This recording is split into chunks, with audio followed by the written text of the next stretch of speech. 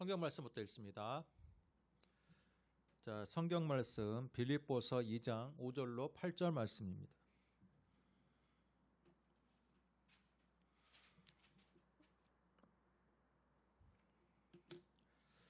빌립보서 2장 5절로 8절 말씀, 신약 성경 319쪽입니다.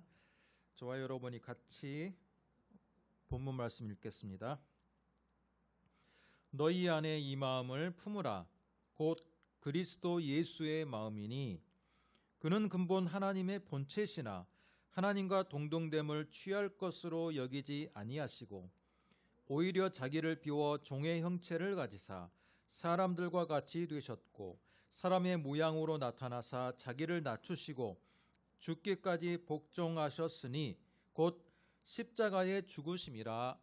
아멘. 오늘 빌립보서 2장 5절로 8절 말씀 가지고 예수 그리스도를 닮아감, 개혁의 출발이라는 제목으로 말씀을 듣도록 하겠습니다. 반갑습니다. 지난 2주간 10월달은 종교개혁의 주간이 있어서 2주간 개혁이라는 주제로 우리가 설교 말씀을 들었습니다. 첫 번째 주일을 10월의 첫째 주일 우리 어떤 제목의 설교를 들었습니까? 좀 과격하지만 한국교회 개혁이 되지 않는 이유, 노 롤 모델이란 제목으로 말씀을 들었고, 두 번째, 지난주 두 번째 주일에는 거짓 정보로부터의 개혁이었습니다. 기독교인들이 거짓 정보와 참된 정보를 분간하지 못하기 때문에 굉장히 분열되어 있고 혼란에 빠져 있는 상황, 그렇기 때문에 개혁이 늦춰질 수밖에 없는 그 현실을 우리가 지난주에 되돌아보았습니다. 그렇기 때문에 필요한 게 뭡니까? 열린 사고, 편협된 어떤 하나의 관점에 꽂히기보다는 많은 것들을 정보를 접하고 그것들을 잘 필터링할 수 있는 성경의 말씀으로 필터링해서 참된 정보를 올바르게 인식해야 되는 것, 그 책임이 기독교인에게 있다라는 것으로 우리가 말씀을 들었습니다. 오늘 말씀은 예수 그리스도를 닮아가는 것. 여러분, 이 말씀은요 우리가 굉장히 많이 들었어요. 특별히 빌립보서 2장 5절 너희 안에 이 마음을 품어라. 곧 그리스도 예수의 마음이니 라는 이 구절은요 우리 교회 학교 다닐 때부터, 아주 어렸을 때부터 요절로서 암송했던 말씀이에요. 그렇기 때문에 오늘 말씀은 어떻게 보면 말씀의 본문은 우리가 굉장히 익숙한 말씀이고 뭐 특별할 게 없는 말씀이에요. 하지만 저는 교회가 개혁의 기치를 걸 때 중요한 모토로 삼아야 되는 게 바로 예수를 닮아가는 것. 거기에서 출발을 해야지 참된 파워와 동력이 나온다라고 저는 생각하고 믿기 때문에 오늘 본문의 말씀을 잡았습니다. 여러분, 기독교, 캐톨릭이란 종교는요 서구 사회에서 시작이 된 종교이기 때문에 우리나라는 기독교 역사가 짧잖아요. 기껏해 한 130년 전후의 역사지만 서구 유럽에는요 이 기독교가 거의 2000년 가까운 역사가 있습니다. 굉장히 전통적인 종교가 되고 있어요. 특히 캐톨릭 같은 경우는 거의 역사가 2000년 가까운 역사이기 때문에 아주 전통적인 종교라고 볼 수 있습니다. 미국과 유럽 사회에서 캐톨릭이 갖는 이미지가 어떤지 아십니까? 2000년이라는 유구한 역사의 종교 시스템 때문에 전통이라는 것으로 상징이 되고, 반면에 구세력, 오랫동안의 전통이지만 보수적인 컬러를 갖고 있습니다. 반면에 개신교는 어때요? 1517년 마르틴 루터가 지금으로부터 약 500년 전에 종교개혁의 기치를 걸고 탄생한 기독교예요. 그렇기 때문에 진보적이고 굉장히 진취적이고 개혁적인 컬러를 갖고 있습니다. 그래서 유럽인들이나 그 서양 사람들한테 어떤 종교를 갖고 있느냐라고 물어보는 거에 따라서 그 사람의 성향을 대충 알 수 있어요. 캐톨릭이라면 저 사람은 되게 보수적이구나. 또 기독교라고 하면 저 사람은 좀 개혁적이고 진보적이구나. 그런 성향을 알 수가 있습니다. 그런데 대한민국 사회에서 캐톨릭은 또는 기독교는 약간 서구하고는 좀 다른 느낌이에요. 다른 이미지예요. 오히려 한국 사회에서 캐톨릭은요, 오히려 더 진취적이고 더 진보적인 느낌이고 기독교는 굉장히 보수적인 컬러를 갖고 있습니다. 유독 한국 사회에서 더 그런 성향들이 더 강하다 그래요. 왜 그랬을까요? 1960년대, 70년대 군부 독재 시절 많은 젊은 청년들과 진보 지식인들이 부패한 권력층에 항거하기 위해서 거리로 나가고 데모를 했을 때 그 운동에 동참하기도 했고 그들의 피난처로서 피난처를 제공했던 곳이 우리 대한민국 사회에서는 교회가 아니라 성당이었어요. 저는 1990년대 초반의 학번이지만 제 때에도 굉장히 데모가 많이 있었거든요. 그런데 주로 집회를 열거나 또는 큰 집회를 열 때 교회에서 연 적을 저는 본 적이 없어요. 대신에 어디서 열었습니까? 명동성당 앞에. 저도 한때는 명동성당을 몇 번을 가서 나라를 걱정하고 또 시국의 운동에 동참했던 적이 있어요. 그 명동성당의 그 문을 열었던 사람이 김수환 추기경이에요. 그 한 사람 때문에 대한민국에서는요, 캐톨릭의 이미지가 부패 권력, 친부패 권력, 보수적인 이 서구의 이미지를 완전히 바꿔놨어요. 대한민국 사회에서 캐톨릭은요, 굉장히 진보적이고 열려있고 굉장히 항거하고 진취적인 성향을 갖고 있어요. 하지만 군부 독재가 서슬파랗게 지배하던 그때 많은 교회들은요, 그 운동에 침묵했어요. 그리고 내세 중심의 신앙, 기복주의적인 신앙으로 흘러서요, 예수를 잘 믿어야지 축복을 받는다라는 그 기조로 흐른 나머지 교회 하면 어떤 느낌이 듭니까? 시대의 변화에 별로 발빠르게 대응하지 못하고 둔감하고 보수적이고 또 색깔론에 굉장히 빠져 있는 그 이미지가 우리 대한민국 사회에 형성되어 있습니다.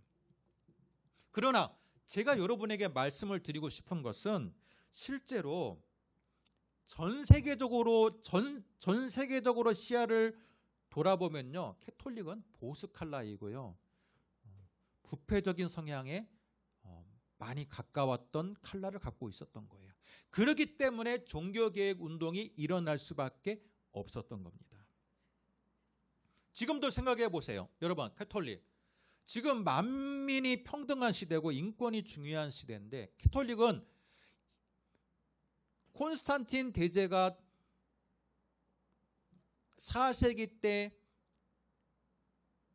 기독교를 공인하고 캐톨릭화 됐을 무렵부터 전통이라는 게 생겨서 어떤 전통이 생겼습니까? 사람은 하나님 앞에 평등하지가 않아요. 사제가 더 하나님에게 더 가깝고요, 사제 위에 있는 추기경이 더 가깝고 추기경 위에 있는 교황이 모든 사람들을 대표해서 하나님과 가까운 지도층인 거예요. 그렇게 따져보면 어때요? 요즘 같은 시대에 하나님과 더 가까운 사람이 있고 많은 사람들은 하나님과 더 멀어져 있다는 기본 인식 자체가 굉장히 시대착오적인 성향들이 있다라는 겁니다. 서양에서는요, 그래서 신부를요, 갓 수도의 그 기간을 마치고 갓 신부가 된 사람인데도 그 나이가 지긋하신 성도들이 신부에게 뭐라고 하는지 아십니까? 파더라고 불러요. 파더요. 아버지. 그 정도로 존경의 그 존칭을 쓰면서 굉장히 존중해집니다. 왜 그렇습니까? 카톨릭의 신학 자체가 사제 계급으로 올라갈수록 하나님과 더 가까이 있다라는 그런 전통적인 시스템 속에 있기 때문에 그래요. 그러나 1517년 종교개혁의 기치를 열었던 마르틴 루터는 만인 사제설입니다. 모든 사람들이 하나님 앞에서 평등하다는 거예요. 똑같은 주인이고 똑같은 원죄와 자범죄를 갖고 있고 목회자가 됐든 장로가 됐든 직분자가 됐든 모든 사람들이 하나님 앞에서 똑같은 사람이에요. 똑같은 사람이에요. 어느 게 더 현대적입니까? 어느 게 더 진보적입니까? 어느 게 더 성경적입니까? 반면에 또 기독교는 여러분 캐톨릭의 권위는요, 사제의 권위예요. 교황의 권위예요. 그리고 성경은 어딘지 아십니까? 추기경과 사제 교황들이 얼마든지 그 카톨릭의 전통 중에 하나로서 성경을 다룰 뿐이에요. 그들이 성경을 해석해 주는 권한도 그들에게 있어요. 뿐만 아니라 그들은 하나의 그 거대한 캐톨릭화하기 위해서 여러 가지 이방 종교의 잔재들을 다 끌어안았어요. 그렇기 때문에 여러분 성인 숭배설, 마리아 무호설, 그죠? 마리아 승천설, 이런 성모상, 성인 숭배 이런 것들은요 순수하게 성경의 전통이 아니에요. 이방신의 전통이에요. 이방신상을 섬기던 전통을 하나의 종교로 통합하는 와중에서 그들을 끌어안기 위해서 그런 성상 숭배를 가져오게 된 겁니다.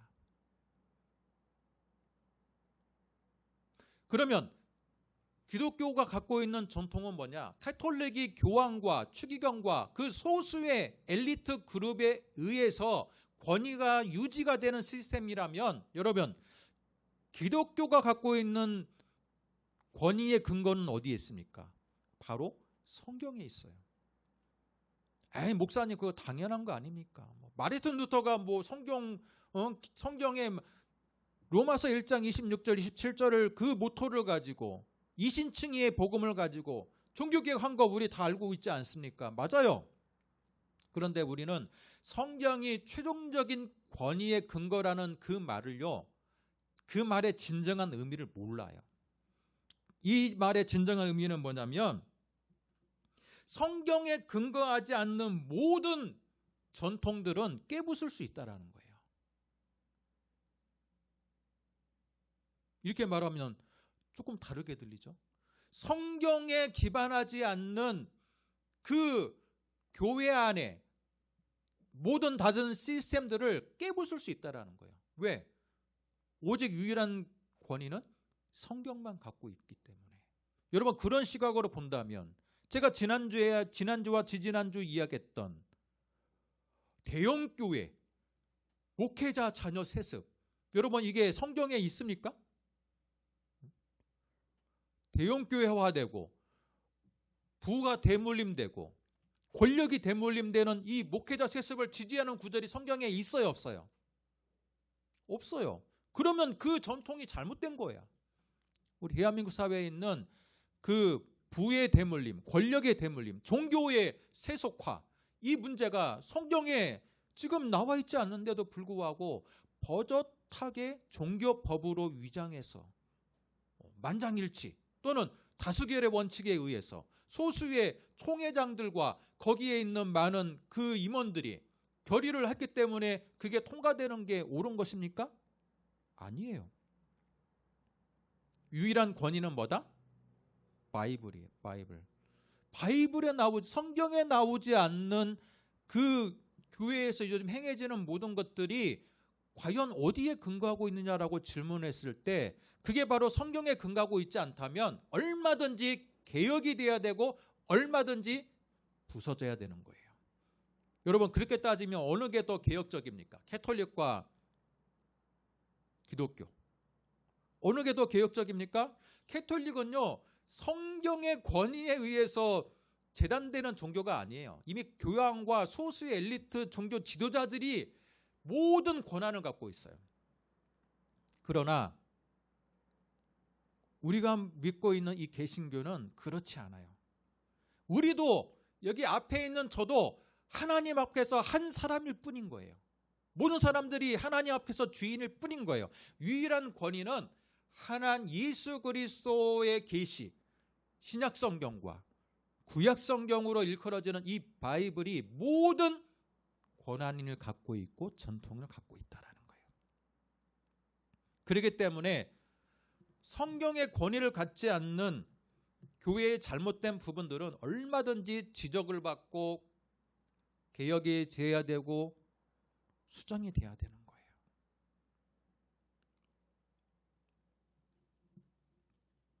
여러분, 인도에 유명한 인물이 있죠. 비폭력 평화주의를 주장했던 간디라는 인물이 있어요. 지금으로부터 한 8, 90년 전의 인물인데 이 사람이 영국에 유학 가서 법학을 전공하고 본인의 나라에 와서 비폭력 평화주의 운동을 거국적으로 일으켰습니다. 그런데 이 사람이 갖고 있는 비폭력 평화주의 운동의 그 모토가 어디에서 나온지 아세요? 예수님의 산상수훈에서 나왔어요. 예수님의 산상수훈. 그래서 이 간디라는 사람은 예수님의 가르침을 너무 좋아했어요. 산상수훈도 읽고 보험서도 읽고 굉장히 좋아했어요. 그런데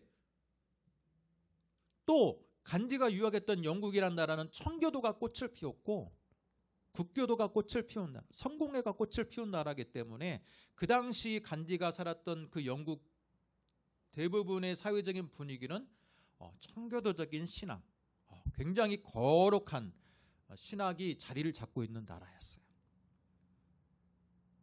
근데 이 간디가 몇 가지 사건을 겪는데 그 중에 하나가 열차에서 그가 1등 칸을 이용했어요. 1등 칸을 이용했는데 그 1등 칸에서 너는 유색인종이다. 너 저 황인종이네. 그래서 1등 칸에서 쫓겨난 적도 있고요. 또 마차를 탔는데 마차를 타고 있는데 그 마차에 백인이 또 다시 마차를 타니까 너 왜 백인에게 자리를 안 비켜주냐 해가지고 마부한테 맞은 적도 있대요. 그리고 더 결정적인 사건은 간디의 그 영국인 선교사 친구가 있어요. 앤드류스라는 친구. 근데 이 선교사가 간디를 전도했어요. 야, 우리 교회 나와라. 그래가지고 간디가 이 앤드류스 선교사가 다니는 교회에 교회에 접근하게 된 거예요. 교회에 이제 출석하려고 했다. 그런데 교회 문 앞에 예배당 문지기가 너는 영국인이 아니어서 예배 들어올 수 없다고 쫓아낸 거예요. 자, 이 세 가지의 사건, 결정적인 사건으로 인해서 간디가 한 유명한 말이 있습니다. 나는 예수를 좋아한다. 난 예수 그리스도의 정신과 예수 그리스도의 산상수훈과 그의 교훈을 너무 좋아한다. 그러나 나는 크리스찬을 좋아하지 않는다. 왜냐하면 그들은 예수를 닮지 않았기 때문이다. 라는 유명한 말을 했습니다. 나는 예수의 교훈도 좋고 예수를 좋아해. 그러나 나는 크리스찬은 좋아하지 않아. 왜냐하면 그들은 예수를 닮지 않았기 때문이다. 자, 오늘 말씀을 보면요. 그 유명한 너희 안에 이 마음을 품으라 곧 그리스도의 예수의 마음이니라고 하면서 그 예수의 마음은 어때요? 한마디로 자기 낮춤, 자기 비움의 형체예요. 종의 형체로 이 땅에 오셨고, 또 예수의 마음은 어때요? 죽기까지 복종하는 마음이에요. 여러분, 예수님이 그 당시 신분제 사회로 굉장히 신분제 사회가 고착화되고 부모의 직업이 자녀의 직업으로 그대로 이어지는 사회예요. 직업의 변화가 크지 않은 사회예요. 예수님의 아버지 요셉도 목수였기 때문에 예수님도 목수였어요. 그러나 그 당시 권력층은 뭡니까? 종교 지도자 계층. 또 로마 귀족, 로마 정부에 잘 협조하는 장사치와 귀족 계급들, 사두개인이라고 일컬어지는 종교 지도자와 귀족 계급들이 지배하던 사회. 평신도의 지도자였던 바리새인들도 그나마 그 안에서 조금 인정받던 사회. 그러나 예수님의, 왜 하나님께서 예수님을, 그의 아들을 목수의 아들로 태어나게 했을까? 그것도 갈릴리 지역의 나사렛이란 동네에서. 그걸 여러분 잘 묵상해 보면, 와, 하나님께서 정말 그 당시에 이 신분제라는 건요, 그 사람의 그냥 신분이 모든 것, 그 사람의 운명을 결정하던 사회. 예수님도 목수의 아들이었기 때문에 목수의 아들로 살 수밖에 없었던 사회. 귀족도 아니고 한낱 이름 없는 평민으로서 살 수밖에 없었던 사회에 왜 그의 아들을 그런 신분으로 보냈냐는 거예요. 예수님이 어떻습니까? 철저하게 순종했어요.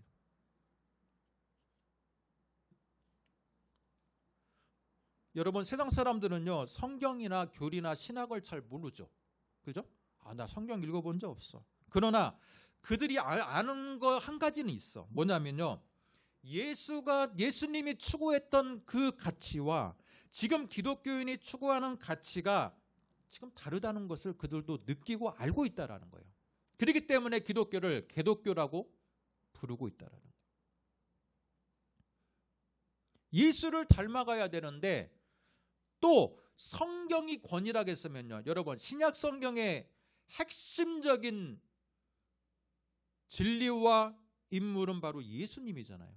그렇죠? 그러면 예수님이 결국 권위의 근거가 돼야 돼. 예수님, 그리스도인이라는 것은 예수 그리스도를 닮아가는, 예수 그리스도의 도를 따르는 자들이라는 뜻인데, 그들이 예수를 닮지 않았다면 여러분 가장 큰 문제지 않겠습니까? 그러면 우리가 갖는 권위는 뭐예요? 교회 교리법이 있으니까 교리와 정치법, 교회 정치법에 의해서 교회가 유지돼야 됩니까? 그렇지가 않아요. 이미 종교개혁이 탄생하는 순간부터 유일한 교회의 핵심 파워는, 핵심 권력은 성경에서만 나온다라는 게 기치예요. 성경에 없는 그 어떤 것도, 교회에서 만든 그 어떤 시스템도 얼마든지 성경적인 근거를 갖지 못하면 근거가 매우 빈약한 거고 언제든지 바뀌어질 수 있다는 거예요. 예수님을 한번 생각해 봅시다. 돈과 명예를 추구했습니까? 돈과 명예를 추구하지 않았어요. 인자는 머리 둘 것이 없다라는 말의 그 뭐예요? 고시원과 같이 조그만한 평수의 집조차도 없는 공생의 삶을 살았어요. 때로는 들판에도 자기도 했고, 때로는 환대받는 많은 지지자들에게 휩싸여서 인기도 얻고 그랬지만, 그럴 때마다 예수님은 한적한 곳으로 가서 기도하셨어요.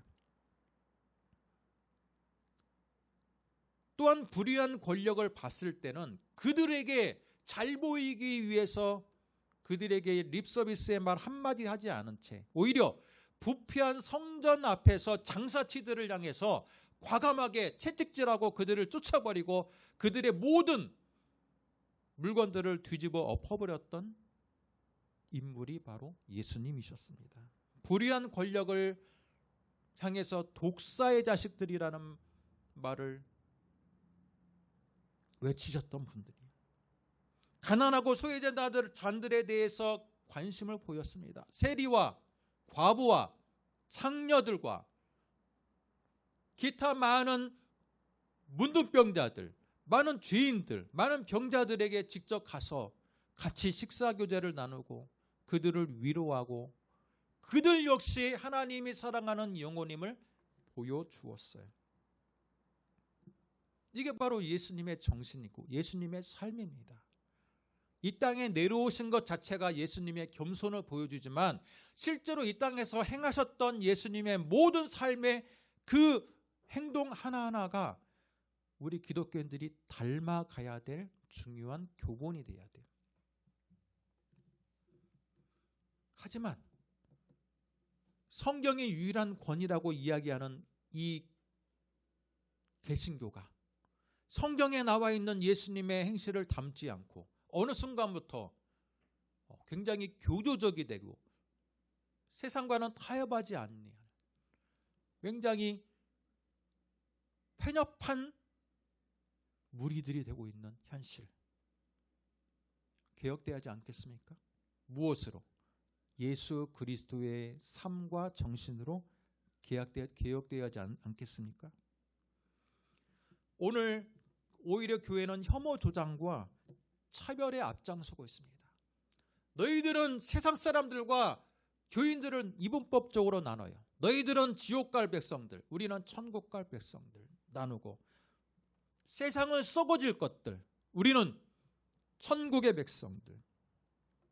불신자와 비신자를 나누는 이분법적인 사고, 또 그 안에서 쉽게 정죄하는 사고. 그러나 세상을 너무 몰라. 그렇기 때문에 쉽게 정치인들에게 이용당하고 종북좌파라는 색깔론에 빠져가지고 어느 정당 하나만 너무 지지하고. 여러분, 교회는요, 성경에서 어느 정당만 지지하라고 나온 구절이 있습니까? 성경에서 예수님께서 뭐라고 말씀하셨습니까? 가이사의 것은 가이사에게, 하나님의 것은 하나님에게.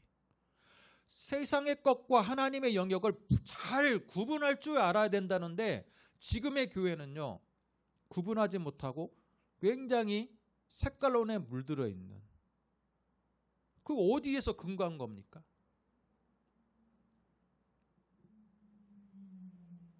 또한 교회에서 절대 권위자로 잡고 있는 장로 그룹들, 목회자 그룹이 교회에서 터줏대감이 되고 있어요. 여러분, 교회의 터줏대감이 목사, 장로, 소수의 그룹이라는 말씀이 교회 성경에 나옵니까?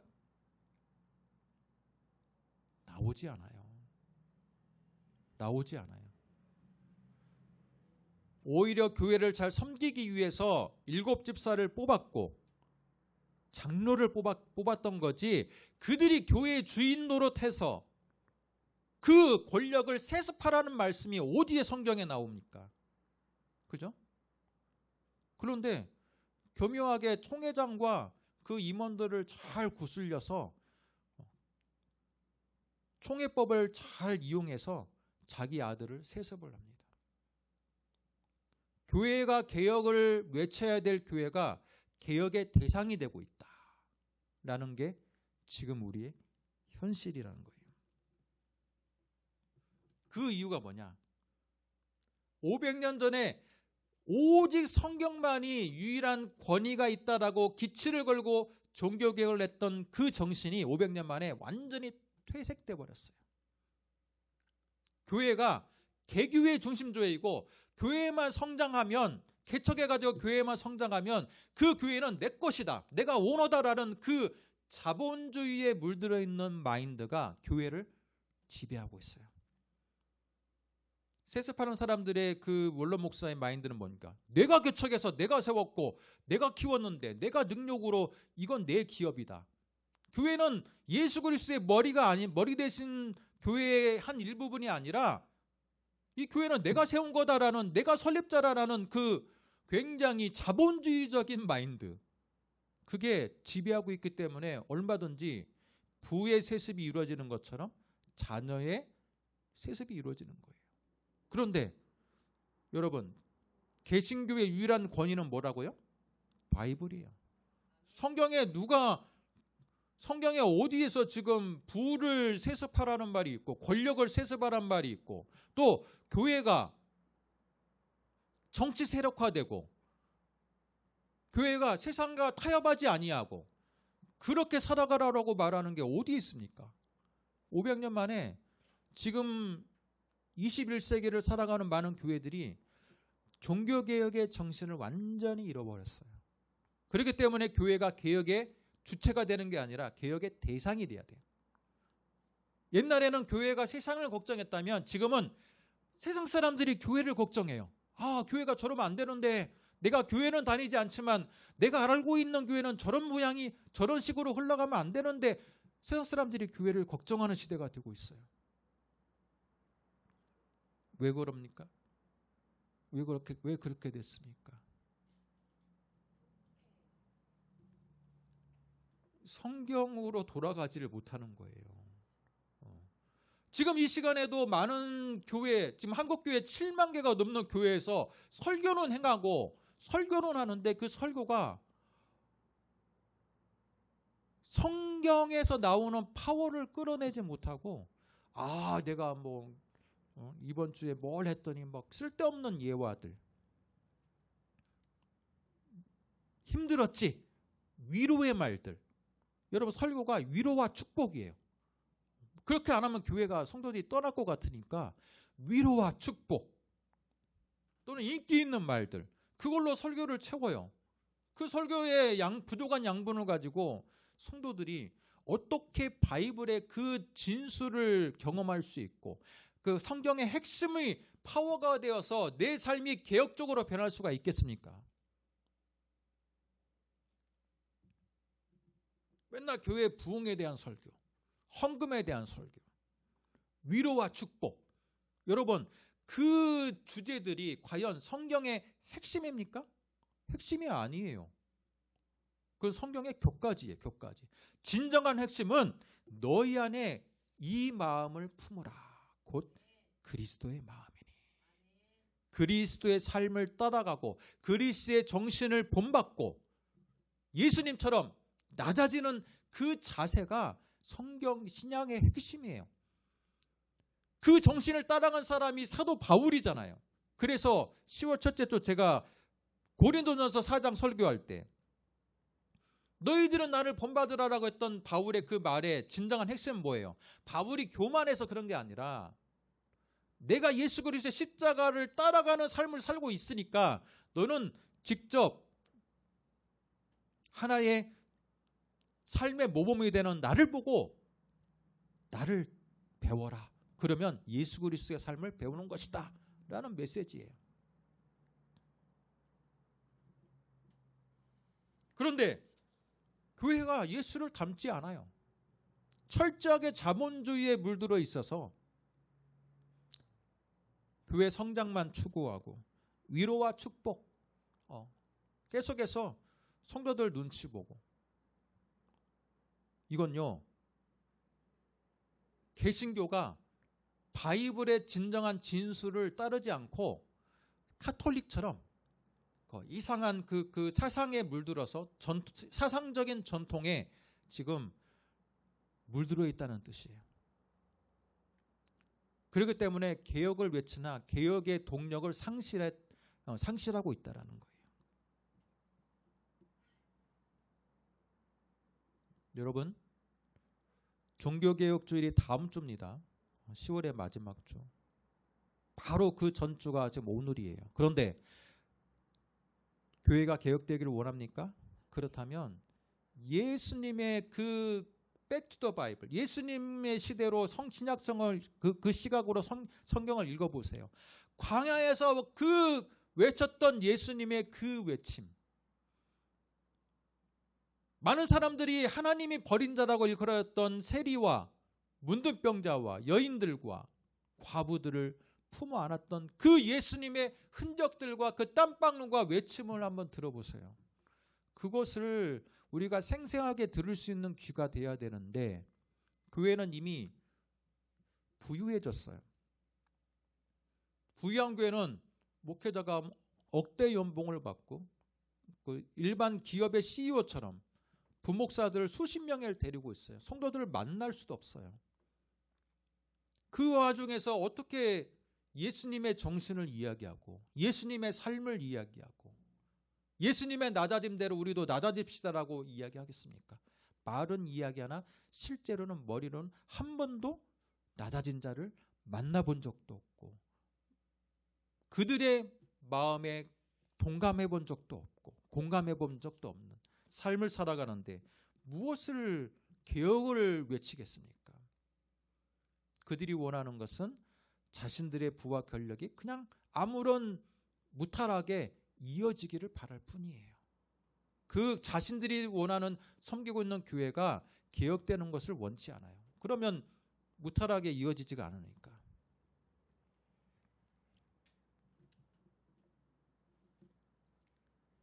여러분, 오늘 말씀의 제목이 뭡니까? 예수 그리스도를 닮아가는 게 개혁의 출발이에요. 이제 말씀의 제목이 눈에 들어옵니까? 예. 개혁이라는 것은요, 거창한 슬로건을 걸고 모토를 걸고 그것보다 성경으로 돌아가는데 성경에 보면 예수님이 보이는 거예요. 예수님. 예수님을 닮아가, 예수님의 삶을 닮아가는 게 개혁의 출발이 돼야 돼. 언제부터 교회가 세습이 용인이 되고 언제부터 교회가 축복의 메시지만이 난무하는 시대가 되었습니까? 언제부터 교회가 많은 사람들에게 위로와 축복으로만 접근하는 교회가 되었습니까? 과감하게 부패한 권력을 향해서는 예수님이 외쳤던 그 외침처럼 외칠 줄도 알아야 되고, 그러나 약한 자들에게는 사랑의 눈빛으로 그들을 긍휼하게 바라보며 그들을 위로하고 그들을 우리의 형제자매로 끌어안을 수 있는 그런 긍휼한 사역도 해야 되고, 너무나도 할 것이 많은데 지금의 교회들은 우리 교회만 잘 부흥하면 된다라는 그 이기적인 속성들이 지배하고 있는 우리의 현실을 우리는 목격합니다. 그건 예수의 정신을 망각하는 거예요. 예수를 닮아가지 않는 거예요. 여러분, 종교개혁 주의를 앞두고 우리는 다시 한번 성경을 봅시다. 그 안에서 추상적으로 성경을 읽지 말고 그 안에 담겨있는 모든 시대적인 문맥과 상황과 그 상황에서 예수님이 어떻게 행동했고 그 결과 어떤 영향력이 있었는지를 보며 우리도 닮아가는 그런 삶을 살아가시기를 주님의 이름으로 축복합니다. 기도하겠습니다.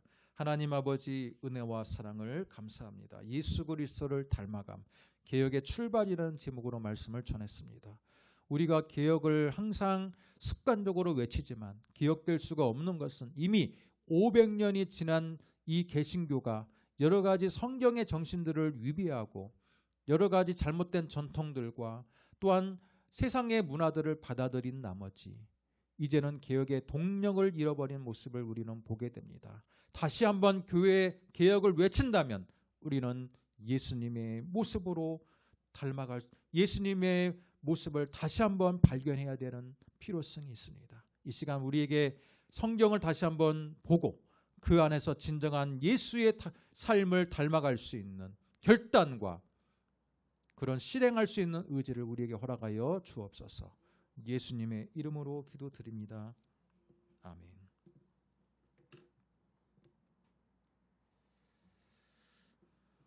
찬송가 595장 찬양하겠습니다.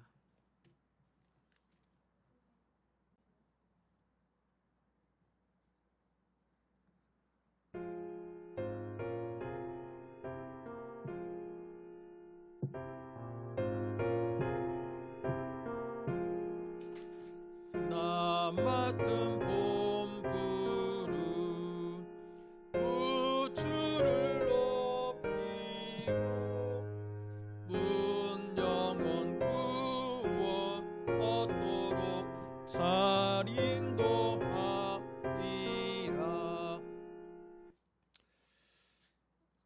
하나님 아버지 감사합니다.